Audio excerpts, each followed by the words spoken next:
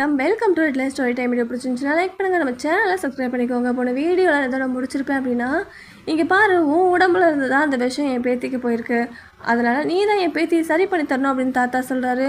இல்லை, எனக்கு எதுவுமே தெரியாது, நீங்கள் சொல்கிறது ஒரு வகையில் உண்மை தான், ஆனால் அந்த காங்குவாங்கிற அகாடமியில் படிக்கிற யூங்கிற ஒரு ஸ்டூடெண்ட் தான் அந்த விஷயத்தை கொடுத்தான் அப்படின்னு ஹீரோ சொல்கிறான். யார் என்ன விஷயம் கொடுத்தாலும் நீ அது யார் மேலே வேணாலும் கொடுத்துருவியா அப்படின்னு அந்த தாத்தா கேட்கும்போது, நான் அந்த டைமில் என் சுயநினைவிலே இல்லை, ஏன்னா நான் ஒரு சிலந்தியோட கட்டுப்பாட்டில் இருந்தேன், எப்போ நடந்துச்சுன்னு எனக்கே தெரியாது அப்படின்னு ஹீரோ சொல்கிறான்.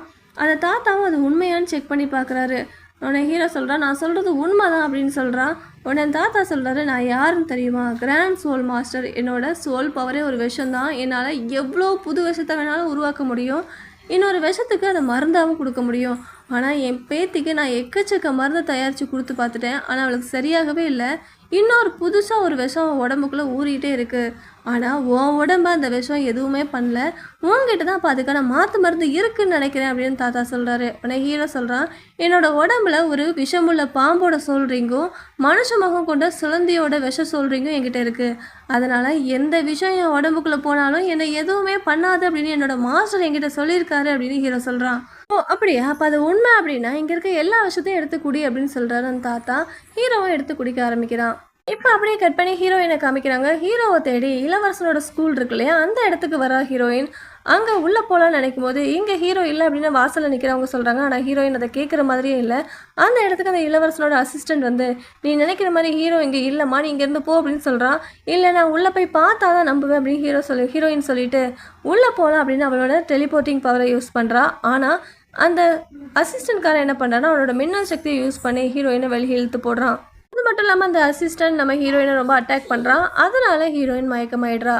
இப்போ அந்த அசிஸ்டன்ட்காரன் என்ன சொல்கிறான்னா, இந்த பொண்ணுக்கிட்ட வெறும் 3 சோல்ரிங் தான் இருக்குது, ஆனால் இவளோட பவர் ரொம்ப எக்கச்சக்கமாக இருக்கிற மாதிரி இருக்கே அப்படின்னு சொல்லிட்டு அவளோட ஸ்கூலுக்கு தகவல் சொல்லலாம் அப்படின்னு நினைக்கிறான். ஆனால் அந்த நேரத்தில் ஒருத்தர் வந்து என்ன சொல்கிறார் அப்படின்னா, நம்ம ஸ்கூலில் வந்து இவள் இவ்வளோ பிரச்சனை பண்ணதுனால ஒரு நாள் ஃபுல்லாக இவளை அப்படியே கட்டி நம்ம ஸ்கூல் வாசலில் தொங்க விடுங்க அப்படிங்கிற மாதிரி சொல்லிடுறாரு.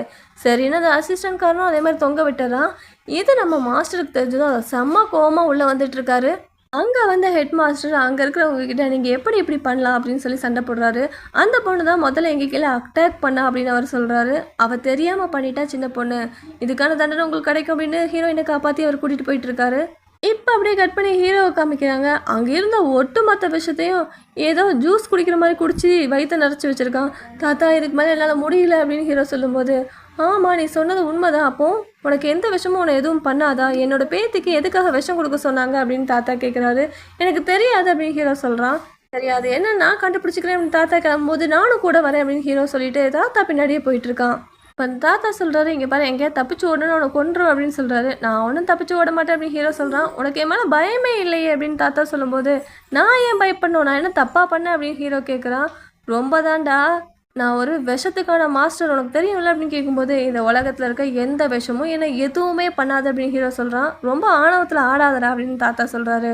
இப்படி இவங்க நடந்து வந்துட்டு இருக்கும்போது தாத்தா கழுத்தில் இருக்க அந்த செயின் ஒரு மாதிரி ரெட் கலரில் பிளிங்க் ஆகுது. இப்போ தாத்தா என்ன சொல்கிறாரு அப்படின்னா, ஏன் உடம்புல இருக்க விஷம் இளவரசியோட உடம்புல இருக்க விஷமும் ஒன்று தான், இதுக்கு மேலே என்னால் அங்கே வர முடியாது, வந்தேன்னா என் உயிரே ஆபத்தாயிரும், ஏன்னா அந்த விஷத்தை கொடுத்தவன் இங்கே எங்கேயோ தான் பக்கத்தில் இருக்கான் அப்படின்னு சொல்கிறாரு. உடனே ஹீரோ சொல்கிறான், அப்படின்னா உங்களுக்காக நான் போய் அவனை தேடிட்டு வரேன்னு சொல்லும்போது, எது நீயா, நீ போய் தேடிட்டு வருவேன் அப்படின்னு தாத்தா சொல்லும்போது, அதை நம்புங்க அப்படின்னு சொல்லிட்டு ஹீரோ உள்ளே போகிறான்.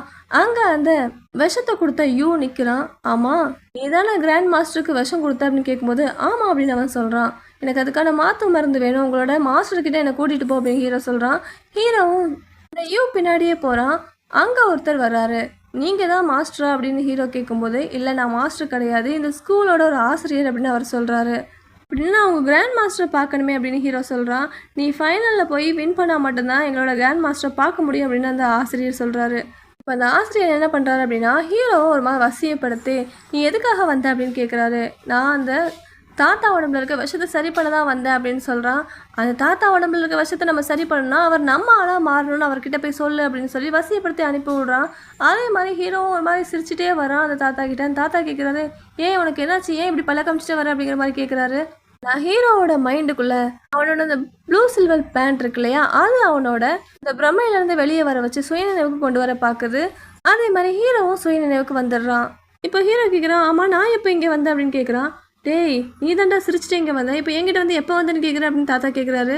இப்போ ஹீரோவுக்கும் புரிஞ்சிருக்கு அவன் நம்ம வசியம் பண்ண பார்த்துருக்கான் அப்படிங்கிறது. உடனே தாத்தா கேட்குறாரு, சரி அவனோட வசியத்துலேருந்து யார் ஹெல்ப்பும் இல்லாமல் நீயா எப்படி முடிச்சுக்கிட்ட அப்படின்னு கேட்கும்போது, என்னோட மூளைக்குள்ள ஒரு குரல் எனக்கு எப்போவுமே ஹெல்ப் பண்ணும், அது யாருன்னு தெரில அப்படின்னு ஹீரோ சொல்கிறான். உனக்கு வேறு யாரையாவது கிராண்ட் மாஸ்டர் தெரியுமா அப்படின்னு சொல்லி தாத்தா கேட்குறாரு. அவனுக்கு அவனோட அப்பா ஞாபகம் தான் வருது, இருந்தாலும் தாத்தா கிட்ட எனக்கு தெரியாது அப்படின்னு சொல்கிறான். ஆனால் அங்கே கேட்குறது ஒரு லேடி வாய்ஸ் அப்படின்னும் ஹீரோ சொல்கிறான். இப்போ ஹீரோவும் தாத்தாவும் அந்த குகைக்கே வந்துடுறாங்க. ஹீரோ சொல்கிறான், எனக்கு ஒரு வழி தெரியும், அது மூலமாக இளவரசி உடம்புல இருக்க விஷயத்தை நான் எடுக்கிறேன், ஆனால் அதுக்கு பதிலாக நீங்கள் எனக்கு 2 ஹெல்ப் பண்ணணும். ஒன்று, எனக்கு 2000 தங்க காசுகள் தரணும் அந்த போட்டியில் நாங்கள் கலந்துக்கிறதுக்காக. 2வது, இப்போ என்ன ஒருத்தர் மைண்ட் கண்ட்ரோல் பண்ணான் இல்லையா, அவனை நீங்கள் கடத்தணும். பண்ண முடியுமா அப்படின்னு ஹீரோ கேட்குறான். தாத்தாவும் சரி நான் இதை பண்ணுறேன் அப்படின்னு சொல்லிடுறாரு. இப்போ தாத்தா கேட்குறாரு, எப்படி நீ இளவரசியை சரி பண்ணி போகிற அப்படின்னு கேட்கும்போது ஹீரோ என்ன சொல்கிறான் அப்படின்னா, என்னோட உடம்புக்குள்ளே எந்த விஷம் போனாலும் என்னை ஒன்றுமே பண்ணாது. இளவரசியோட ரத்தத்தில் தானே அந்த விஷயம் கலந்துருக்கு. இளவரசியோட ரத்தத்தை எனக்கு கொடுத்துட்டு என்னோட ரத்தத்தை நம்ம இளவரசிக்கு கொடுத்துடலாம் அப்படின்னு ஹீரோ சொல்கிறான். நீ என்ன ஈஸியாக சொல்லிட்ட, இது என்ன ரத்தம் நினச்சியா வேறு எதுவும் நினச்சியா ஈஸியாக சொல்லிட்டு இருக்க அப்படின்னு தாத்தா கேட்கும்போது, இதுதான் என்னோட ஆன்ம சக்தி ப்ளூ சில்வர் பிளான்ட் அப்படின்னு ஹீரோ சொல்கிறான். ஆமாம் இருக்குது, இப்போ அதுக்கு என்ன அப்படின்னு தாத்தா கேட்கும்போது, அதை சொல்கிறத முழுசாக கேளியா, இந்த பிளான்ட் மூலமாக ரத்தத்தை எக்ஸ்சேஞ்ச் பண்ணிக்க முடியும் அப்படின்னு ஹீரோ சொல்கிறான். அப்படின்னா உடனே பண்ணு அப்படின்னு தாத்தா சொல்கிறாரு. அதுக்கு முன்னாடி நான் என்னோட ஸ்கூலுக்கு போய் நான் நல்லா தான் இருக்கேன் அப்படிங்கிறத சொல்லிட்டு வரணும் அப்படின்னு ஹீரோ சொல்கிறான். சரி சரி வா நானும் கூட வரேன் அப்படின்னு 2 பேரும் ஸ்கூலுக்கு கிளம்பி போகிறாங்க. இப்போ ஹீரோவோட ஸ்கூலில் அந்த இளவரசனோட ஆள்கள் எல்லாம் நிற்கிறாங்க. இளவரசனோட அசிஸ்டண்ட்டுக்கும் டைமாவுக்கும் அங்கே சண்டை போயிட்டுருக்கு. இதை பார்த்துட்டு ஹீரோ கேட்குறான், ஆமாம் இங்கே என்ன நடக்குது அப்படின்னு கேட்கும்போது தாத்தா சொல்கிறாரு, பார்த்தா கணக்கு தெரியலையா சண்டை நடக்குது அப்படின்னு சொல்கிறாரு. அது மட்டும் இல்லாமல் அந்த அசிஸ்டண்ட்கிட்ட 4 சோல்டிங் இருக்குது, உன்னோட ஃப்ரெண்டால் அவனை வின் பண்ணவே முடியாது அப்படின்னு தாத்தா சொல்கிறாரு. அப்போ நான் போகிறேன் அப்படின்னு ஹீரோ சொல்கிறான். நீ மட்டும் போய் என்ன கிளிக்கவா போகிற இந்தா அப்படின்னு சொல்லிட்டு அந்த தாத்தா அவர்கிட்ட இருந்து ஒரு சில சக்தியை ஹீரோவுக்கு கொடுத்து அனுப்பி விடுறாரு. இந்த சண்டையில் ஹீரோ ஜெயிப்பானா இல்லையா அப்படிங்கிறத அடுத்த பகுதியில் பார்க்கலாம். பாய்.